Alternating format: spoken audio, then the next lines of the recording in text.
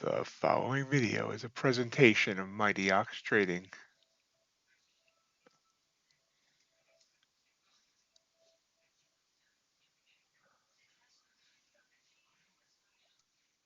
Hello everybody and welcome to MightyOxTrading. In today's video, we're going to talk about Earn2Trade's newest changes, including their announced change today, reducing their minimum trade days from 15 to 10. Talk about their TCP, which they have on sale this month, 40% off, and whether all these changes will matter for Earn2Trade or if it's too little, too late.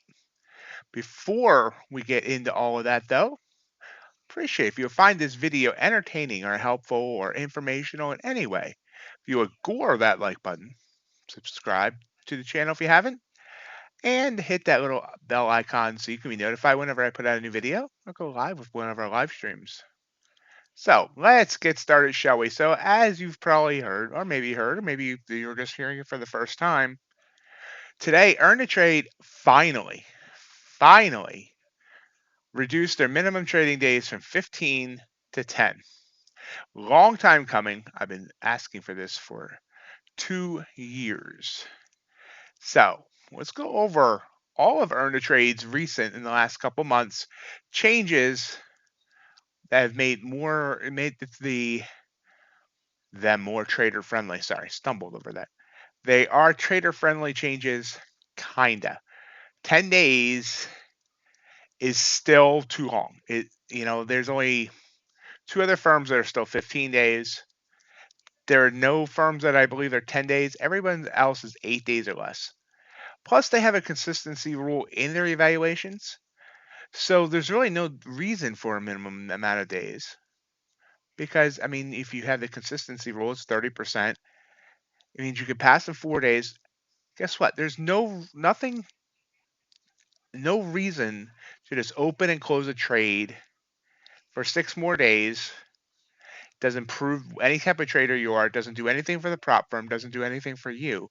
It's just a waste of days. So while 10 days is nice, it's still not very trader friendly. So I don't think this is going to move the needle as much as they think it is. Just like their progression ladder. This is their change that they announced last month.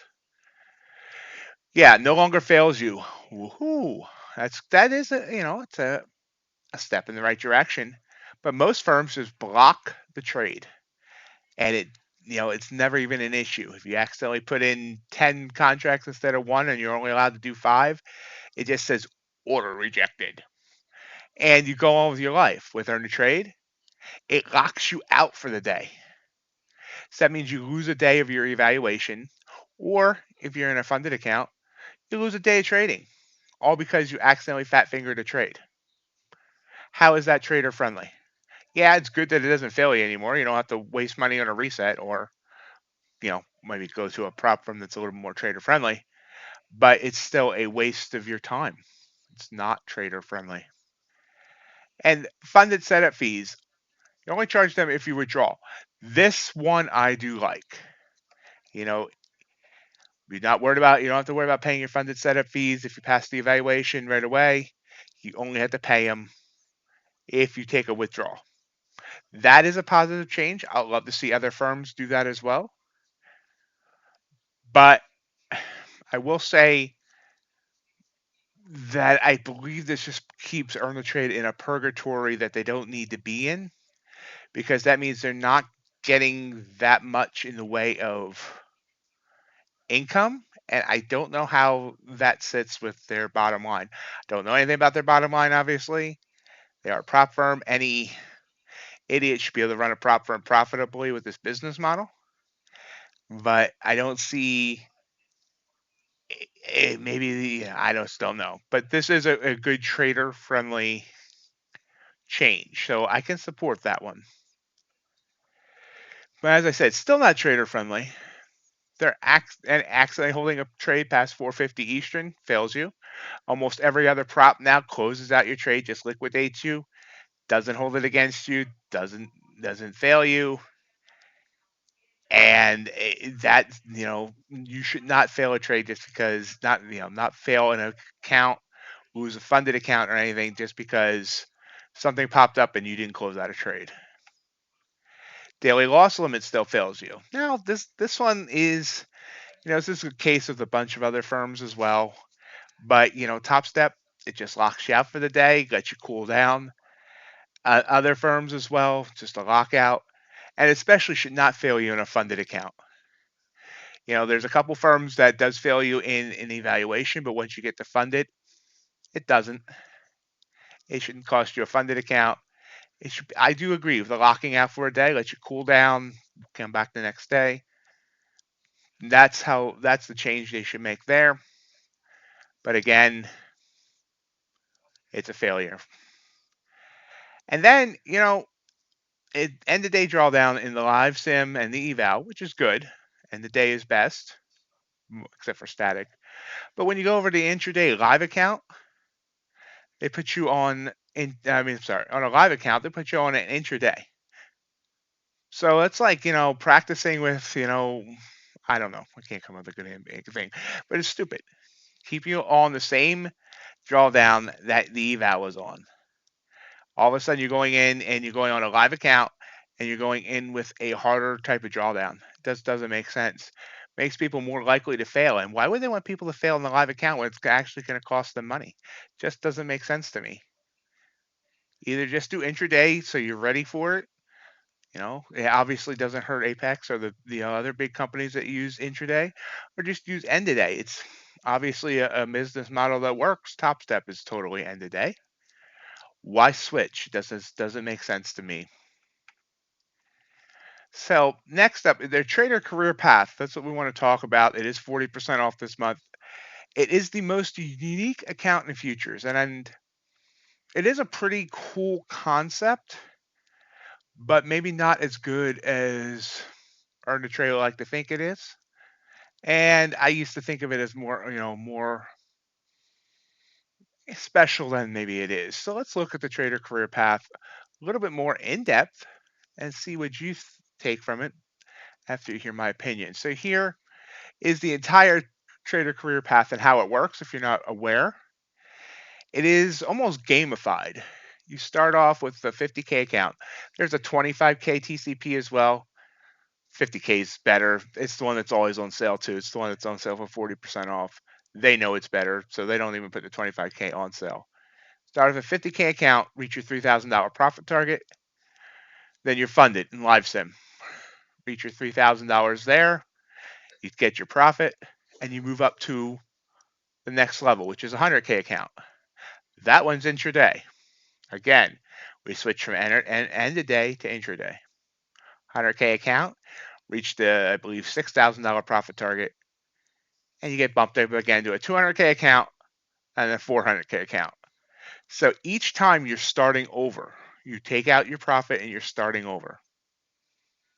So it's kind of like, you keep reaching a new level, kind of like I say, gamified. Some said it's kind of like a real brokerage account, but that's not really true because you're not continuing to go up levels on a brokerage account. You're just, taking out and keeping some money in, just like normal. So the pros of the TCP, the final two legs do have a static drawdown. So that's good. Static's obviously best. You don't have to worry about trailing drawdown, but you do have to worry about that in the first two legs. It is the only 400K account in futures, but that's awesome to think about maybe. But you actually get more contracts with other big accounts with other props. You just don't get the static at that point, but And at the end of the 400K, if you get to the profit target of the 400K, and I don't remember what the profit target is, but you can get a custom offer from the prop firm. No one exactly knows what the custom offer will entail.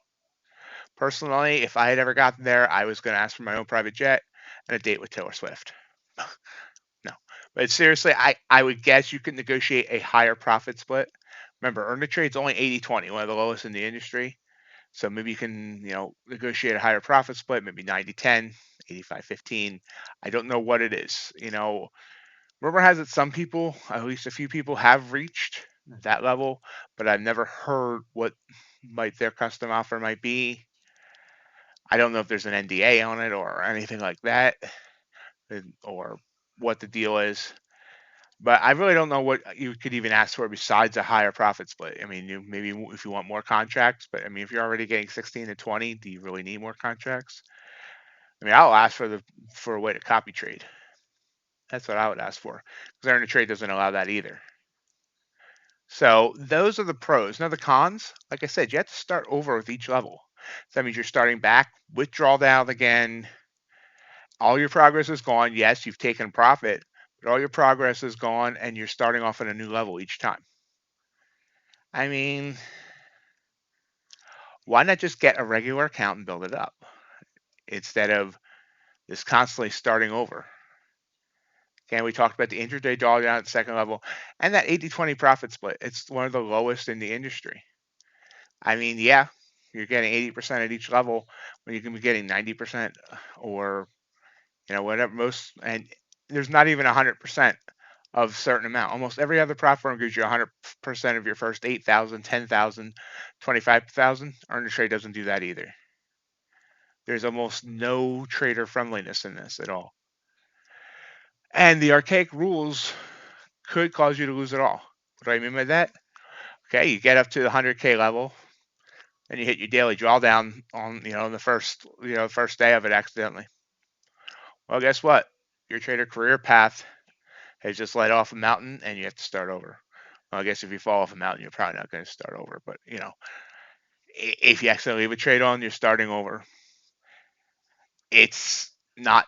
That's also not trader friendly. I mean, wouldn't it suck, to accidentally do something stupid in the 200K level, and then you're just start. Now, if you have profit, they will pay you out.